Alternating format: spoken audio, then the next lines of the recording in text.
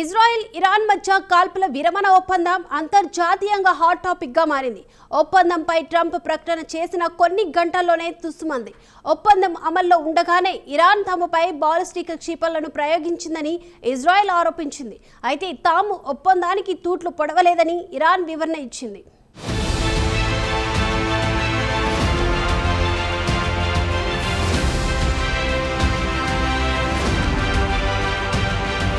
కాల్పుల విరమణ ఒప్పందానికి తాము తూట్లు పొడిచినట్టు వచ్చిన ఆరోపణలను ఇజ్రాయెల్ తోసిపుచ్చింది.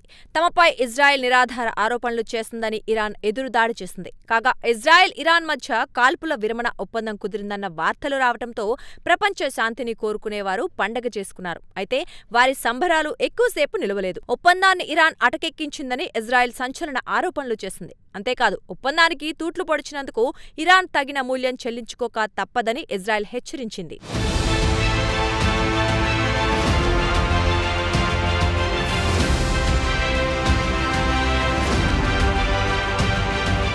వాస్తవానికి కాల్పుల విరమణ ఒప్పందం పట్ల ఇజ్రాయెల్కు చిత్తశుద్ధి లేదని ఇరాన్ ఎదురుదాడి చేసింది.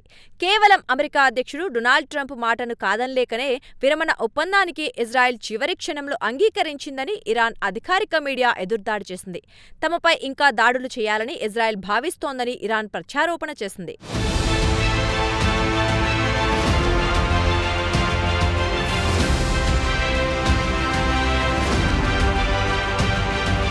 కాగా ఆపరేషన్ రైజింగ్ లయన్ పేరుతో ఇటీవల ఇరాన్పై ఇజ్రాయెల్ దాడులు మొదలుపెట్టిన సంగతి తెలిసిందే.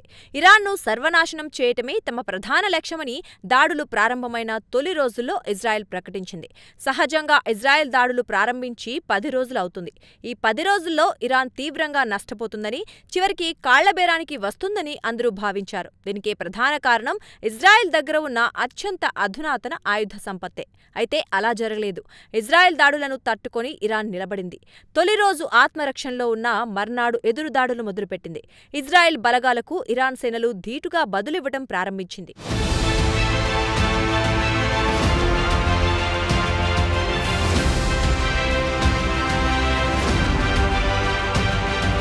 ప్రధానంగా ఇజ్రాయెల్ ఐరన్ డోమ్ను ఇరాన్ క్షిపణులు తుక్కు చేశాయి. ఐరన్ డోమ్కు ఇజ్రాయెల్ అమ్ముల పొదిలో ఒక ప్రత్యేకత ఉంది.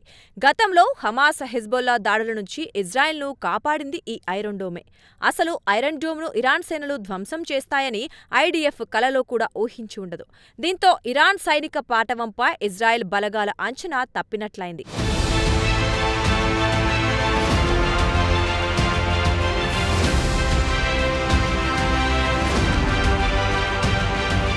ఇరాన్ను మొదటి నుంచి ఇజ్రాయెల్ చిన్నచూపు చూసింది. ఇరాన్ దగ్గర కేవలం కాలం చెల్లిన ఆయుధాలు మాత్రమే ఉన్నాయని ముందుగానే ఒక నిర్ణయానికి వచ్చింది ఇజ్రాయెల్. దీంతో దాడులు ప్రారంభమైన 4-5 రోజుల్లోనే ఇరాన్ను ఫినిష్ చేయవచ్చని అభిప్రాయపడింది.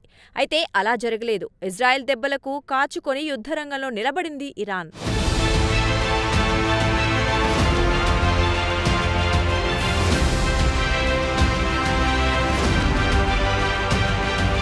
అయితే అమెరికా దాడులతో ఇరాన్ ప్రపంచ పటం నుంచి అంతర్ధానం అవుతుందని ఇటీవల ఇజ్రాయెల్ ఒక అభిప్రాయానికి వచ్చింది. అయితే డొనాల్డ్ ట్రంప్ అకస్మాత్తుగా శాంతి కపోతాన్ని ఎగురవేశారు. దీంతో ట్రంప్పై ఇజ్రాయెల్ పెట్టుకున్న ఆశలు వమ్ము అయ్యాయి. ఈ నేపథ్యంలో ఇరాన్పై నిరాధార ఆరోపణలు చేసి తానే అనుకున్న పని చేయాలన్నది ఇజ్రాయెల్ ప్లాన్గా కనిపిస్తోంది. ఏమైనా ఇజ్రాయెల్, ఇరాన్ మధ్య మళ్లీ భీకర దాడులు మొదలు కాబోతున్నాయి.